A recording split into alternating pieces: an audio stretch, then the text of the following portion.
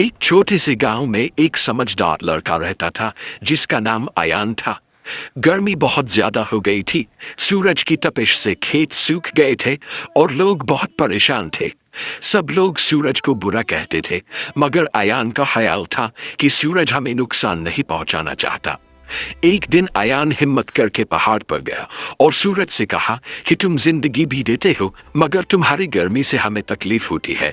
सूरज ने जवाब दिया कि मैं हर रोज एक जैसा चमकता हूँ।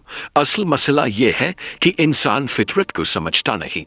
सूरज ने अयान को सिखाया कि साया कैसे बनाया जाए, दरख्त कैसे लगाए जाएं और पानी कैसे बचाया जाए। अयान ये सब बातें वापस आकर गांव वालों को बता देता है। लोग दरख्त लगाते हैं, पानी जमा करते हैं और समझदारी से काम लेते हैं, जिससे गांव दोबारा खुशहाल हो जाता है। इस कहानी से हमें ये सबक मिलता है कि फितरत से लड़ने के बजाय उसे समझना और उसकी कद्र करना ही असल अक्लमंदी है। हमें भी ये सब करना चाहिए।